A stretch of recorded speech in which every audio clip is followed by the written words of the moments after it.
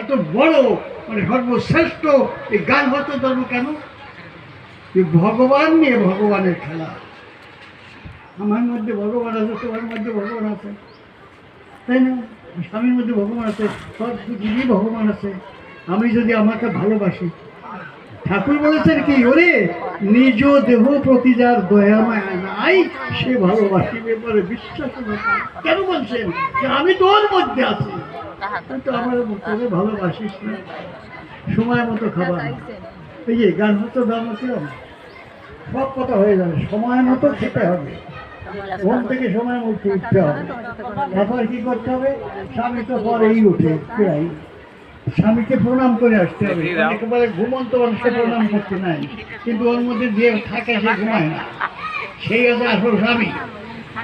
তাহলে স্বামীর আঁকা এনেছে আঁকা, আসল স্বামী তার মধ্যে আছে, সে তো জীবন্ত, সে তো মরে যায় না। স্বামী তো মরে যায় না, যে চলে গেছে, সে জীবন্ত আছে, তাই ওই তো স্বামী। তার কাছে প্রার্থনা করছে, হে ঠাকুর আমার স্বামীকে তুমি ভালো রেখো, তুই গোটা চোখের জল দিয়ে বেরিয়ে আসবো। তোমার সেদিন যদি মরণও থাকে, তোমার সেদিন মরণ হবে না, কোনো রোগ ব্যাধি হবে না, কোনো বিপদ আপদ হবে না। কত শক্তি! কি করতে হবে? স্বামীর সুখ স্ত্রীর মধ্যে, স্ত্রীর সুখ স্বামীর মধ্যে।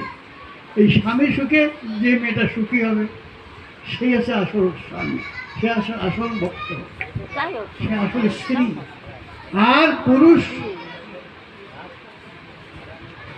সংসার ঢুকে হয় রমণীর গুণে, কথা কয়, হ্যাঁ?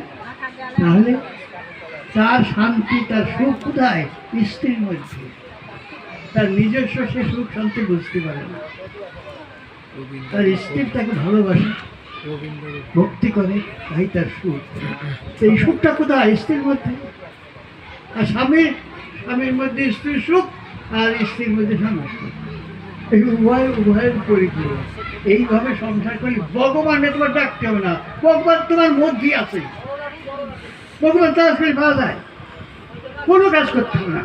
ঠাকুর বলছে হাতে কাম মুখে নাম ভক্তি করো, হাতে কাজ করো মুখে নাম করো, ভক্তি দেখো।